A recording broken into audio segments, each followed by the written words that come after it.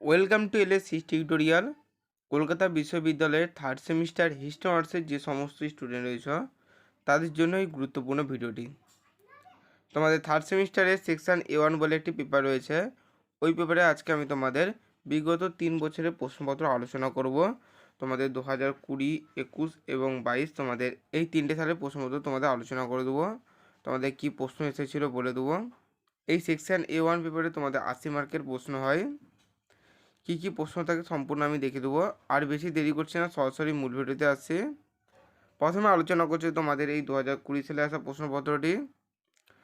তোমাদের 2020 সালে কী কী প্রশ্নপত্র এসেছিলো দেখে নাও। বলছে তোমাদের এই সেকশন A1 পেপারে দুটো ভাগে প্রশ্ন থাকে, বিভাগ ক এবং খ। তোমাদের বিভাগ কয় দুটো প্রশ্ন থাকে, লিখতে হয় একটি। তোমাদের বিভাগ কয় যে প্রশ্নটি থাকে সেটি থাকে তোমাদের 50 মার্কের। প্রথম প্রশ্নটি দেখো কী আছে, সাম্প্রতিককালে তোমার দেখা কিংবা তথ্য প্রযুক্তির মাধ্যমে পরিদর্শন করা কোনো একটি সংগ্রহশালা। তোমাদের আরেকটিও প্রশ্ন থাকবে, লেখাগারের উপর একটি প্রতিবেদন লেখো। তোমাদের এখানে 1000টি শব্দের মধ্যে লিখতে হবে। এই দুটো প্রশ্নের মধ্যে তোমাদেরকে যে কোনো একটি প্রশ্ন লিখতে হবে। তোমাদের এর পরে যে প্রশ্নটি থাকে বিভাগ ক্ষয়ে, সেখানে তোমাদের 15 মার্কের প্রশ্ন থাকে। তোমাদের 15 মার্কের টোটাল 4টি প্রশ্ন থাকে, লিখতে হয় 2টি। এখানে তোমাদের 700টি শব্দের মধ্যে লিখতে হয়।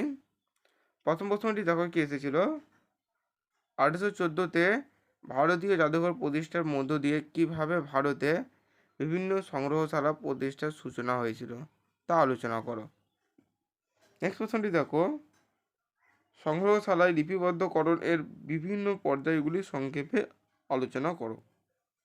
নেক্সট প্রশ্নটি দেখো, সংগ্রহশালার প্রদর্শন নীতি আলোচনা করো। তার পরবর্তী প্রশ্নটি দেখো, লেখাগার বলতে কি বোঝো, শিক্ষার সম্প্রসারণে লেখাগারের ভূমিকার মূল্যায়ন করো। তোমাদের এই 2020 সালে আসা প্রশ্নপত্রটি দেখিয়ে দিলাম। তোমাদের ইংলিশ ভার্সন প্রশ্নটাও দেখিয়ে দিচ্ছি, দেখে নাও।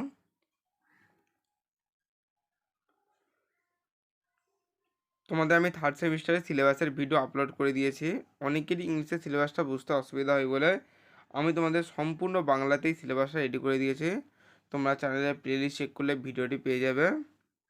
এরপরে তোমাদের যে প্রশ্নপত্রটি আলোচনা করব সেটা হচ্ছে তোমাদের 2021 সালে আসা প্রশ্নপত্রটি। তোমাদের থার্ড সেমিস্টারের সেকশন A1 পেপারের এই 2021 সালে আসা প্রশ্নপত্রে তোমাদের কী কী প্রশ্ন এসেছিলো আমি তোমাদের সম্পূর্ণ দেখিয়ে দিচ্ছি। তোমাদের বিভাগ ক এবং ক্ষয়ে কী প্রশ্ন এসেছিলো। আর বেশি দেরি করছি না, সরাসরি মূল ভিডিওতে আসছি। প্রথমে আলোচনা করছি তোমাদের বিভাগ কয়ের প্রশ্নপত্রটি। তোমাদের বিভাগ কয়ের যে 50 মার্কের প্রশ্নটি থাকে, তোমাদের এই প্রশ্নটি একই থাকে, বারবার তোমাদের এই প্রশ্নটিই আসে। তোমাদের সেমিস্টারে কোনো এই প্রশ্নটি চেঞ্জ হয় না। তোমাদের যে 50 মার্কের যে প্রশ্নটি থাকে দেখতেই পাচ্ছ তোমরা, তোমাদের একই প্রশ্নই বারবার এসে থাকে। আর তোমাদের আমি 50 মার্কের প্রশ্নটা বলছি না।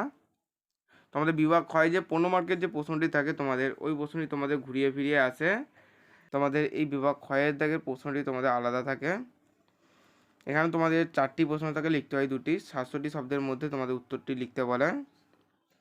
প্রথম প্রশ্নটি দেখো যেটা এসেছিল, ভারতের সাংস্কৃতিক ঐতিহ্য সংরক্ষণে প্রত্নতত্ত্ব ও সংগ্রহশালার ভূমিকার মূল্যায়ন করো।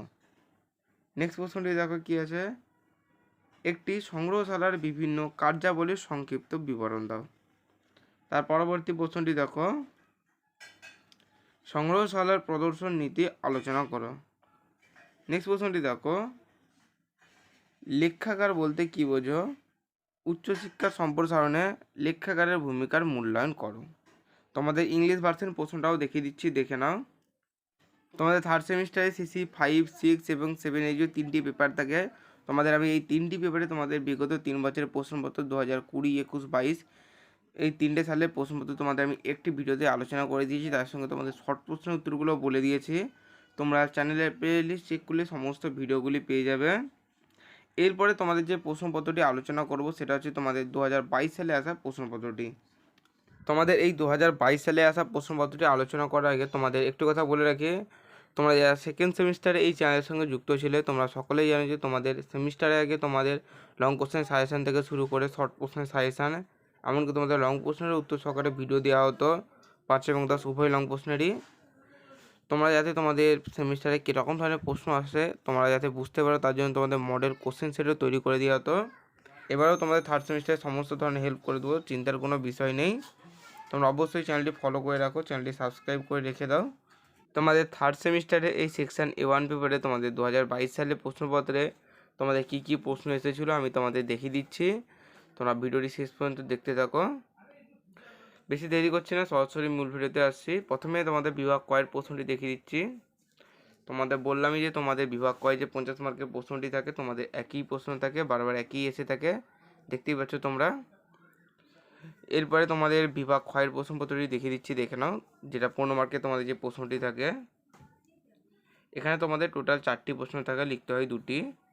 প্রথম প্রশ্নটি দেখো, 1784-তে এশিয়াটিক সোসাইটি প্রতিষ্ঠার মধ্য দিয়ে ভারতের সংগ্রহশালা আন্দোলনের সূচনার ইতিহাস বিবৃত করো। নেক্সট প্রশ্নটি দেখো, সংগ্রহশালায় লিপিবদ্ধকরণ বলতে কী বোঝো? লিপিবদ্ধকরণের বিভিন্ন পর্যায় সংক্ষেপে আলোচনা করো।